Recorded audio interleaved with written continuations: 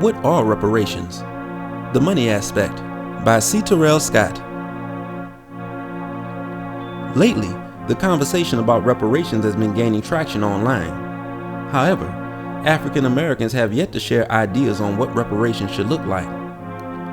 This is one of the crucial elements, and the masses of the African American population should be involved. The most entertained idea is the prospect of a big monetary payout. In 2015, Newsweek reported that reparations could cost up to $14 trillion. That would mean over $350,000 for each of the approximate 40 million descendants of African slaves. The next year, in 2016, the Washington Post published an article containing two estimates. The first estimate was $5.9 trillion. This number was determined by using the length of time slavery existed, starting from when the United States was founded as a nation in 1776 to when slavery was abolished in 1865. It assumes that the average workday was 12 hours and the work week was 7 days long. The second estimate of $14.2 billion recognizes that slavery was not just a factory job that one could leave and be done for the day.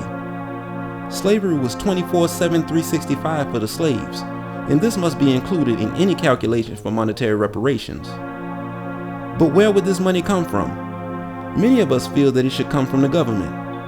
On the other hand, there are many modern-day corporations that have origins in slavery. They need to be given an invoice as well. And what about the European nations that use African slaves to build their empires? One thing that should be kept in mind is that reparations should be more than just a race card's bill of sale. For reparations to be worth the money rewarded, it must be able to benefit the next generation of African Americans. We will be receiving this on behalf of our ancestors, who before slavery handed down wealth to the next generation for generations.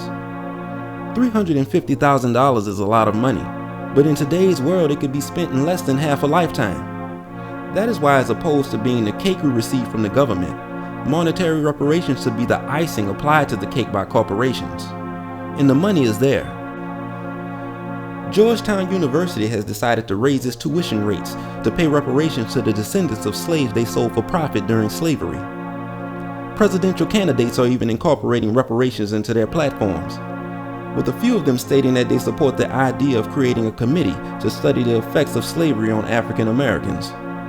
A hard stance needs to be taken. Anyone with eyes can see the disparities between blacks and whites in the United States. It's shameful to do anything less than to propose legislation that can quickly even out these disparities, and they know this. So it needs to be known that we feel as if reparations is a large part of the solution to many of the biggest issues we face in America. If a politician cannot show unjaded support for legislative and monetary reparations, it's time for the masses of African Americans to wake up and stop backing these people. They've been turning a blind eye to our needs for too many decades. What do you think? Please leave your comments below. All views are welcome. I only request that you refrain from using profanity or name calling.